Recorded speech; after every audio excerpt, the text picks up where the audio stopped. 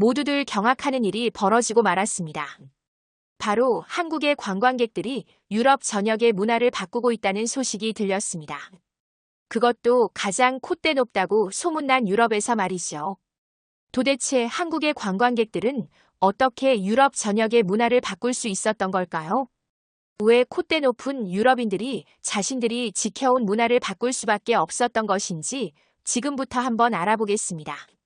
안녕하세요. BBC에서 탐사 보도기자로 일한 지 20년 된 엘리자베스 밀러입니다. 파리의 이른 아침은 항상 분주함과 아름다움이 공존합니다.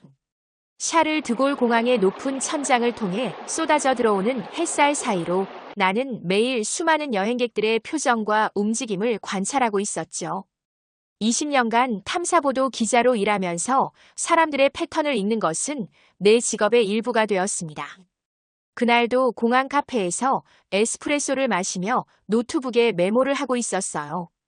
평소와 다를 것 없는 아침이었죠. 하지만 운명이란 것은 참 예측할 수 없는 법 아닌가요? 내 테이블로 다가온 남자는 약간 초조한 듯 주위를 살폈습니다. 공항 보안관리부서의 책임자 피에르 듀퐁이었어요. 밀러 씨, 당신의 관찰력을 믿기에 이야기하는 겁니다. 특정 국가의 관광객들이 우리 공항 시스템을 완전히 바꾸고 있어요. 심지어 직원들의 근무 방식까지죠. 나는 그의 말을 듣고 미소 지었습니다. 과장된 이야기라고 생각했어요. 하나의 국가 관광객들이 어떻게 유럽의 거대한 국제공항 시스템을 바꿀 수 있을까요? 내가 취재해온 20년 동안 이런 경우는 없었죠. 어떤 나라 사람들인가요? 내가 물었습니다. 한국이요. 동아시아의 작은 나라죠. 작은 나라. 내 머릿속에 의문이 생겼어요. 한국이라면 삼성, 현대, K-팝 정도는 알고 있었습니다. 하지만 그들의 관광 행태가 유럽의 시스템을 바꿀 정도라니 정말 놀랍지 않나요? 피에르의 진지한 눈빛에 호기심이 솟구쳤죠. 관광객들의 패턴이 바뀌는 것은 흔한 일이지만 그것이 공항 시스템 자체를 바꿀 정도라면 이건 단순한 호기심 이상의 취재감이었습니다. 그날 오후 편집장에게 새로운 기획을 제안했어요. 한국인 관광객이 유럽 관광 산업에 미치는 영향이라는 주제였죠. 그게 정말 그렇게 중요한 이야기인가? 편집장인 마이클은 반신반의했습니다. 그의 회의적인 표정이 나에게는 오히려 더 큰 동기부여가 되었어요. 내 기자 경력 내내 처음에는 사소해 보이는 관찰들이 종종 가장 놀라운 이야기로 발전하곤 했으니까요. 한 달만 시간을 주세요. 나는 자신감 있게 요청했습니다. 만약 별것 아니라면 그때 접겠어요. 마이클은 한숨을 쉬며 고개를 끄덕였죠. 좋아, 엘리자베스. 하지만 결과물이 기대에 못 미치면 다음 분기 예산이 줄어들 줄 알아. 압박감이 느껴졌지만 내심 흥분되었습니다. 오랜만에 찾아온 미스터리였어요. 그날 밤 온라인에서 한국에 대한 기본 정보를 검색했죠. 아시아의 작은 반도 국가, 급속한 경제 성장, 강한 교육열, 그리고 세계적으로 주목받는 대중문화. 흥미로운 나라였지만 관광객들이 어떻게 유럽의 관광 산업을 바꾸고 있는지는 아직 연결고리가 보이지 않았습니다. 다음 날 아침 여행 가방을 챙겨 다시 샤를 드골 공항으로 향했어요. 이번에는 단순한 관찰자가 아닌 미스터리를 풀기 위한 탐정으로서였죠. 공항에 도착하자 평소보다 더 예민해진 감각으로 주변을 살피기 시작했습니다. 그리고 얼마 지나지 않아 피에르가 말한 그 다른 관광객들을 발견했어요. 공항 출국장의 붐비는 인파 속에서 그들은 단번에 눈에 띄었습니다.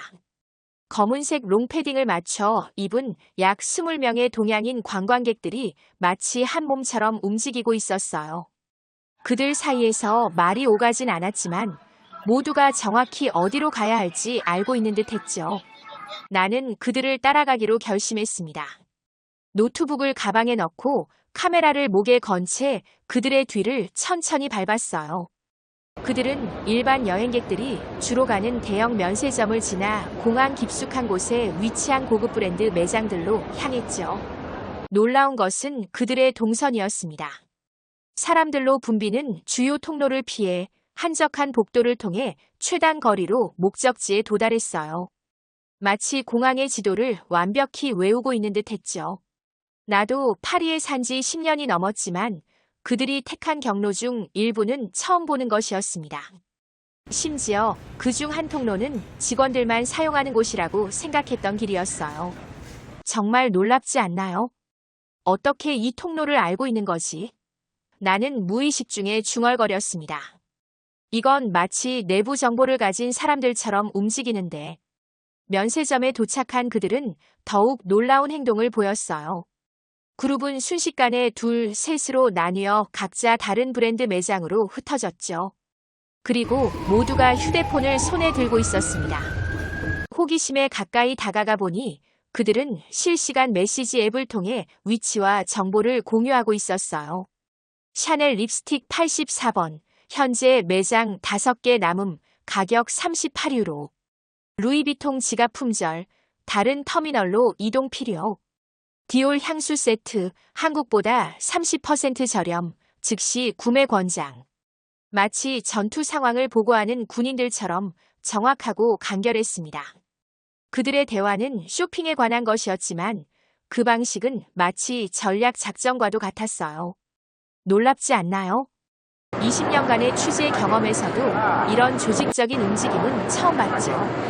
아메리칸 투어리스트들은 대부분 큰 소리로 의견을 나누고 충동적으로 움직입니다. 중국인 관광객들은 대규모 단체로 가이드를 따라다니죠. 하지만 한국인들은 완전히 다른 접근법을 취하고 있었어요. 그들은 마치 정보시대의 첨단 전사들 같았습니다. 한 여성은 휴대폰에 복잡한 엑셀 시트를 열어 브랜드별 가격을 실시간으로 비교하고 있었어요. 다른 이는 특정 상품의 재고 상황을 확인하기 위해 매장 직원과 영어로 능숙하게 대화를 나누고 있었죠. 그 옆에서는 또 다른 여성이 구매한 제품의 사진을 찍어 어딘가로 전송하고 있었습니다. 이건 단순한 여행이 아니야. 내가 속으로 생각했어요. 이건 하나의 프로젝트다. 그들은 항상 저렇게 움직여요. 뒤에서 들려온 목소리에 나는 깜짝 놀랐습니다. 뒤돌아보니 샤넬 매장의 직원으로 보이는 젊은 여성이 서 있었죠. 그녀의 이름표에는 소피라고 적혀 있었습니다. 소피에게 커피 한 잔을 제안했고 그녀는 휴식 시간이라며 흔쾌히 응했어요. 공항 카페로 향하는 동안 내 마음속에는 이 이야기가 단순한 관광객 패턴 이상의 것임을 확신하게 되었죠. 이건 글로벌 문화가 충돌하고 융합하는 순간 그 경계에서 일어나는 흥미로운 현상이었습니다. 공항 카페에서 소피가 자신의 가방을 뒤적이더니 접힌 종이 한 장을 꺼냈어요. 이걸 보세요. 그녀가 종이를 펼쳤습니다. 한 고객이 실수로 놓고 간 건데 매장에서 발견했을 때 너무 놀라서 갖고 있었어요.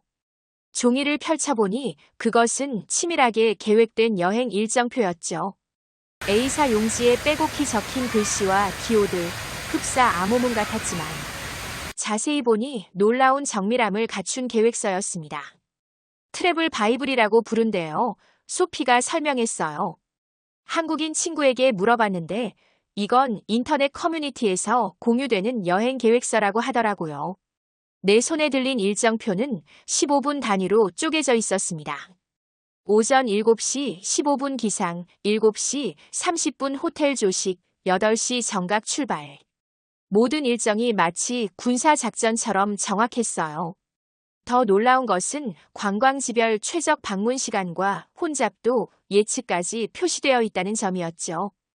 이런 철저함이 놀랍지 않나요? 루브르 박물관 오전 9시에서 11시 30분 사이 방문 권장. 월요일은 혼잡도, 모나리자, 관람은 첫 1시간 내 추천. 에펠탑 일몰 1시간 전 방문, 2층 카페에서 샴페인 한 잔 예약 필수, 웨이터 팁 12유로. 샹젤리제 17시 19시 쇼핑 디올, 루이비통, 샤넬 순서로 방문, 각 매장 체류 시간 30분 이내. 심지어 화장실 위치와 이용 시간까지 계획되어 있었어요. 그리고 각 장소마다 인생샷 포인트가 표시되어 있었죠. 사진 구도와 조명 조건까지 상세히 적혀 있었습니다. 이건 그냥 여행 계획이 아니었어요. 이건 빅데이터를 활용한 최적화된 여행 알고리즘이었죠. 실로 무서울 정도로 효율적이었습니다. 소피는 자신의 휴대폰을 꺼내 무언가를 보여주었어요. 이건 제 매장 직원 단체 채팅방이에요. 보세요. 우리끼리 한국인 고객들이 오면 어떻게 대응할지 매뉴얼을 만들었답니다. 화면을 보니 놀랍게도 한국인 고객 응대 가이드라는 문서가 있었죠. 거기에는 한국어 인사말부터 시작해 선호하는 제품 유형, 설명 방식, 심지어 한국인들이 좋아하는 포장 스타일까지 상세히 기록되어 있었습니다. 우리는 그들에게 맞춰가고 있어요. 소피가 솔직하게 고백했죠. 처음에는 당황스러웠지만 지금은 오히려 재미있습니다. 그들의 방식이 훨씬 더 효율적이거든요. 이 대화는 내게 중요한 깨달음을 주었어요. 흔히 사람들은 서구 문화가 아시아에 영향을 미친다고 생각합니다. 맥도널드와 스타벅스가 전 세계를 정복하는 방식으로죠. 하지만 여기서는 정반대의 현상이 일어나고 있었어요. 한국인들의 효율성과 정보 공유 문화가 유럽의 관광 산업에 스며들고 있었습니다. 내 20년 취재 생활 중 가장 흥미로운 현상이 내 눈앞에서 펼쳐지고 있었어요. 과연 이 현상은 파리에만 국한된 것일까요? 아니면 유럽 전역에서 일어나고 있는 변화일까요? 이 질문에 답하기 위해 나는 다음 목적지로 런던을 선택했죠. 런던 히드로 공항에 도착한 것은 파리를 떠난 지 이틀 후였습니다. 파리에서의 발견에 고무된 나는 이번에는 더 체계적인 접근법을 택했어요.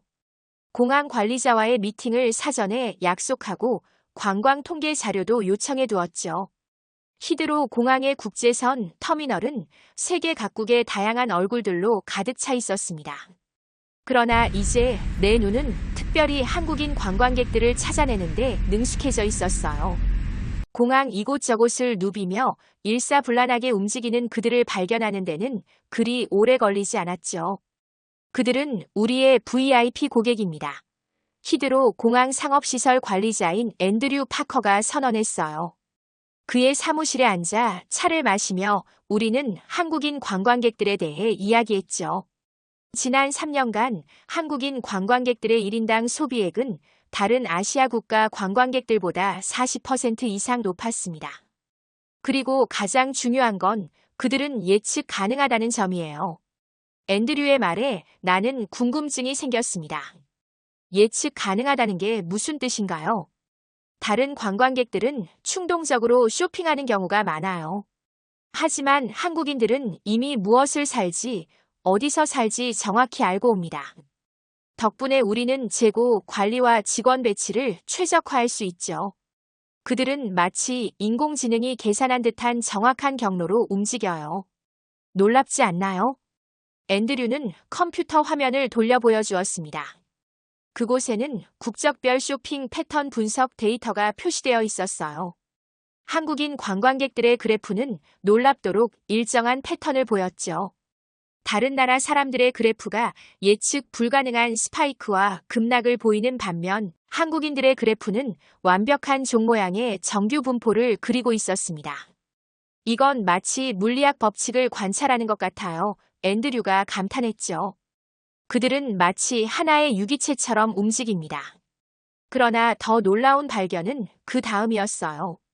앤드류는 조용히 한 가지 비밀을 털어놓았습니다. 우리는 지난해부터 한국인 효과라는 내부 프로젝트를 시작했어요. 다른 국적의 관광객들에게도 한국인들의 쇼핑 효율성을 가르치는 프로그램이죠. 내 눈이 커졌습니다. 정말인가요? 어떻게요? 간단해요. 그가 웃으며 말했죠. 우리는 공항 앱에 쇼핑 경로 추천 기능을 추가했습니다. 그런데 그 경로는 한국인 관광객들의 실제 이동 패턴을 바탕으로 만든 거예요. 결과적으로 전체 쇼핑객의 소비 효율성이 25% 증가했죠. 이건 혁명적인 변화입니다. 유럽 최대 공항 중 하나가 한국인 관광객들의 패턴을 분석해 전체 시스템을 최적화하고 있다니요. 나는 이 사실이 가진 의미를 곰곰이 생각했습니다. 이는 단순한 트렌드가 아니었어요. 이것은 세계화의 새로운 패러다임이었죠. 흔히 생각하는 서구에서 동양으로의 문화 전파가 아닌 동양에서 서구로의 효율성 혁명이 진행 중이었습니다. 히드로를 나와 런던 시내로 향하는 동안 나는 이 현상이 공항을 넘어 도시 전체에도 영향을 미치고 있는지 궁금했어요. 영국 관광청의 자료에 따르면 한국인 관광객들의 방문 패턴은 다른 아시아 국가 관광객들과 뚜렷이 구분된다고 합니다. 그들은 런던의 주요 관광지보다 틈새 명소와 현지인들이 즐겨 찾는 장소를 더 많이 방문한다는 것이었죠. 그들은 마치 미래를 내다보는 듯 했어요. 인스타그램에서 유행하기 전의 장소들, 틱톡에서 화제가 되기 전의 카페들. 한국인들은 항상 트렌드의 선두에 서 있었습니다. 나는 그들이 어떻게 이런 정보를 얻는지 궁금했죠. 정말 놀랍지 않나요? 런던에서의 조사를 마치고 나는 이 현상이 단순한 지역적 특성이 아니라 유럽 전역에 걸친 변화임을 확신하게 되었습니다. 다음 단계로 나는 관광객들의 쇼핑 행동뿐 아니라 그들이 현지 문화, 특히 음식 문화에 어떤 영향을 미치고 있는지 알아보기로 했어요. 그리고 그 답을 찾기 위한 완벽한 장소가 있었죠. 바로 음식의 도시, 파리의 미슐랭 레스토랑이었습니다. 파리로 돌아온 나는 미슐랭 3스타 레스토랑 라 벨 에포크를 방문했어요. 이곳은 파리에서도 가장 권위 있는 프랑스 정통 요리를 선보이는 곳이었죠. 랭쿠르가의 우아한 건물 안에 자리한 이 레스토랑은 200년이 넘는 역사를 자랑합니다. 예약을 하는 데만 3주가 걸렸어요. 하지만 내 20년 취재 경력 중 가장 놀라운 발견이 이곳에서 기다리고 있었죠. 한국인 고객들은 우리에게 완전히 새로운 세계를 열어주었습니다. 수석 셰프 안드레아 듀봉이 말했어요. 그는 미슐랭 3스타를 15년간 지켜온 프랑스 요리계의 거장이었죠. 처음에는 그들이 자신의 소스를 가져와 우리 요리에 뿌리는 것을 보고 충격을 받았습니다. 직원들도 말릴 수 없었어요. 그들은 너무나 당당했거든요. 프랑스 요리의 성지와도 같은 이곳에서 손님이 직접 가져온 소스를 사용한다는 것은 상상하기 어려운 일이었습니다. 그것은 마치 루브르 박물관의 명화에 낙서를 하는 것과 다름없었어요. 상상이 가시나요? 그게 정확히 무슨 소스였나요? 내가 궁금해서 물었죠. 고추장이라는 것과 된장이라는 것이었어요. 그리고 김치라는 발효 채소도요. 처음에는 화가 났지만 호기심에 맛을 봤죠. 그 맛은 놀라웠습니다. 안드레아의 눈이 반짝였어요. 그는 자리에서 일어나 나를 주방으로 안내했죠. 프랑스 최고 레스토랑의 주방은 완벽한 질서와 청결함이 지배하는 공간이었습니다. 그러나 한쪽 구석에 작은 냉장고 하나가 있었고 그 안에는 이게 다 한국에서 공수한 재료들입니다. 냉장고에는 각종 고추장, 된장, 간장, 김치, 그리고 다양한 한국 식재료들이 가득했어요. 내 놀라움을 본 안드레아가 웃으며 말했죠. 작년에 서울을 방문했어요. 그들의 식문화를 직접 배우고 싶었거든요. 그리고 발견했습니다. 발효의 과학이 얼마나 깊은지를. 프랑스 요리는 버터와 크림에 의존하지만 한국 요리는 발효를 통해 깊은 감칠맛을 만들어내죠. 이건 완전히 다른 차원의 요리 철학이에요. 안드레아는 오늘의 특별 코스를 맛보게 해주겠다고 제안했습니다. 그가 직접 서빙한 요리는 비프 부르기뇽 아라 코레엔이라는 이름의 요리였어요. 전통적인 프랑스 소고기 스튜에 고추장과 된장을 더해 깊은 풍미를 더한 것이었죠. 한 입 먹는 순간 나는 충격을 받았습니다. 그것은 여전히 프랑스 요리였지만 동시에 완전히 새로운 맛이었어요. 프랑스 요리의 부드러움과 한국 요리의 깊은 감칠맛이 완벽하게 조화를 이루고 있었죠. 정말 놀라웠습니다. 이제 우리 단골 프랑스 고객들도 이걸 찾아요. 안드레아가 자랑스럽게 말했죠. 심지어 김치 버터를 발명해서 스테이크에 올려내고 있습니다. 파리의 다른 셰프들도 이 기법을 배우러 옵니다. 나는 펜을 놓을 수 없었어요. 프랑스 요리, 그것도 미슐랭 3스타 레스토랑이 한국의 발효 기술에 영향을 받다니요. 이건 요리계의 혁명이었죠. 루이 14세가 무덤에서 뒤집힐 일이었습니다. 더 놀라운 것은 안드레아의 다음 말이었어요. 지금 프랑스 농무부와 함께 한국의 김치 발효 기술을 프랑스 치즈 제조에 접목하는 프로젝트를 진행 중입니다. 우리는 이것이 앞으로 프랑스 음식 문화의 새로운 물결이 될 거라고 믿어요. 이 말을 듣고 내 고정관념이 완전히 무너졌습니다. 음식 문화에서 프랑스는 항상 선생님의 입장이었죠. 다른 나라들은 프랑스 요리를 배우고 모방했어요. 하지만 지금 프랑스가 한국에서 배우고 있었습니다. 이것은 단순한 문화 교류를 넘어선 패러다임의 전환이었죠. 나는 이 현상이 음식에만 국한된 것인지 궁금했습니다. 다음 취재 목표는 명확했어요. 유럽의 패션과 명품 산업에서도 비슷한 변화가 일어나고 있는지 알아봐야 했죠. 파리의 샹젤리제 거리는 세계에서 가장 화려한 쇼핑 거리 중 하나입니다. 루이비통, 샤넬, 디올과 같은 명품 브랜드들이 늘어선 이곳은 전 세계 부유층의 성지와도 같은 곳이었어요. 하지만 최근 몇 년간 이곳의 공기가 바뀌고 있었죠. 루이비통 플래그십 스토어의 매니저 마르코 베르니니를 만났습니다. 그는 20년 넘게 명품 업계에서 일해온 베테랑이었어요. 한국인 고객들은 우리의 비즈니스 모델을 완전히 바꿔놓았습니다. 마르코가 고백했죠.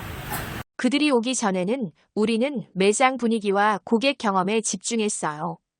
고객들이 오래 머물면서 여러 제품을 구경하고 감정적으로 연결되어 구매하길 바랐습니다. 하지만 한국인들은 다른 접근 방식을 취하죠. 마르코에 따르면 한국인 고객들은 매장에 들어오기 전에 이미 무엇을 살지 정확히 알고 있었어요.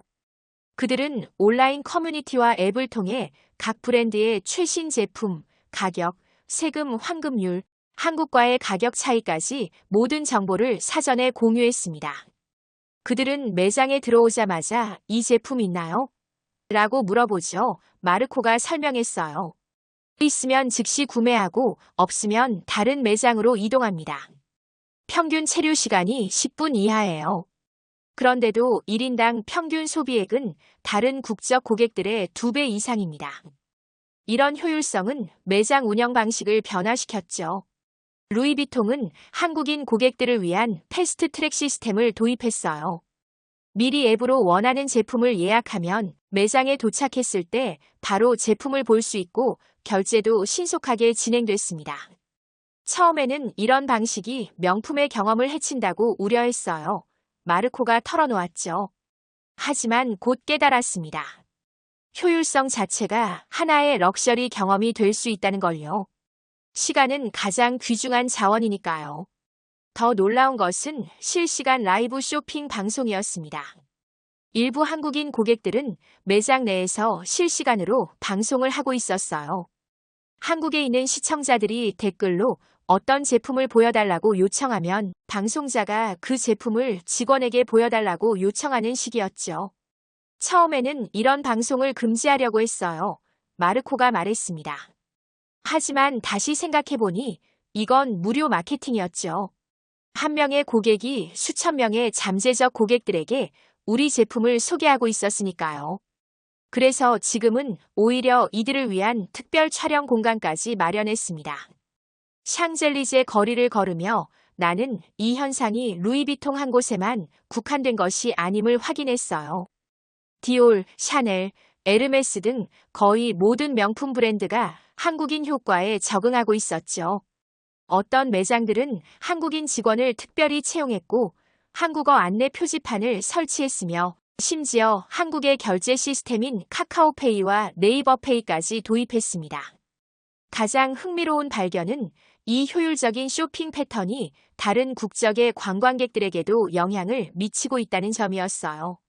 일본인, 중국인은 물론이고 심지어 유럽 관광객들까지도 한국인들의 방식을 따라하기 시작했습니다. 이제 프랑스 고객들도 매장에 들어오기 전에 인스타그램으로 재고를 확인해요. 마르코가 웃으며 말했죠. 5년 전에는 상상도 할 수 없었던 일입니다. 명품 산업, 그 자체가 전통과 역사를 중시하는 보수적인 영역이었어요. 하지만 이제 그들도 한국식 효율성을 받아들이고 있었죠. 이는 단순한 소비 패턴의 변화가 아니라 럭셔리의 개념 자체가 재정이 되는 순간이었습니다. 마레지구의 작은 카페에 앉아 나는 또 다른 흥미로운 현상을 목격했어요. 한국인 관광객들 중 일부가 카페에 노트북을 펴놓고 일하고 있었죠. 그들은 여행 중에도 업무를 처리하고 있었습니다. 요즘은 디지털 노마드들이 많아졌어요. 카페 주인인 장마이너스 피에르가 말했습니다. 하지만 한국인들은 좀 다릅니다. 그들은 단순히 원격으로 일하는 게 아니라 시차를 활용해 효율적으로 여행과 업무를 병행하죠. 호기심에 한 테이블에 앉아있는 젊은 한국인 여성에게 다가갔어요. 그녀의 이름은 민지였고 서울의 IT 회사에서 마케팅 매니저로 일하고 있었죠.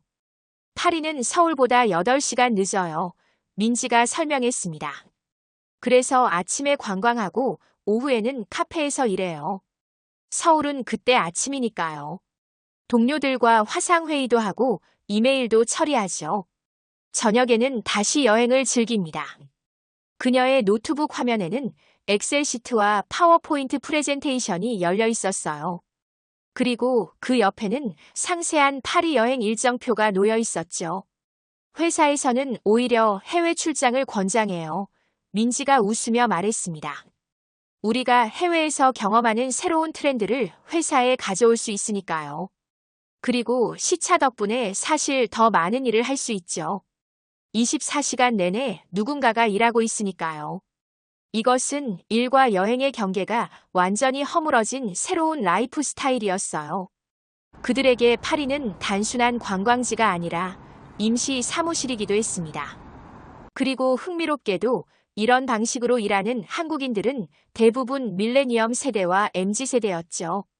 우리 부모님 세대는 일과 여가를 명확히 구분했어요. 민지가 설명했습니다. 일주일에 6일, 하루 12시간씩 일하고 1년에 한 번 짧게 휴가를 갔죠. 하지만 우리 세대는 달라요. 일과 삶의 균형을 중요시하지만 그렇다고 일을 소홀히 하진 않습니다. 그냥 더 똑똑하게 일하는 법을 찾은 거죠. 민지와 이야기를 나누면서 나는 이런 방식이 단순한 여행 스타일의 변화가 아니라 일의 미래를 보여주는 것이라는 생각이 들었어요. 디지털 시대의 진정한 글로벌 시민으로서 그들은 국경과 시간대를 넘나들며 자유롭게 살고 일했습니다. 도시 곳곳의 카페와 공유 오피스를 돌아다니며 나는 더 많은 한국인 워케이션 여행자들을 만났어요. 놀랍게도 이들 중 상당수가 회사에서 공식적으로 승인받은 상태였죠. 기업들이 이러한 유연한 근무 방식을 적극적으로 지원하고 있었습니다. 우리 회사는 분기마다 일주일씩 해외에서 일할 수 있는 글로벌 워크 위크를 제공해요. 한 금융권 직원이 말했죠.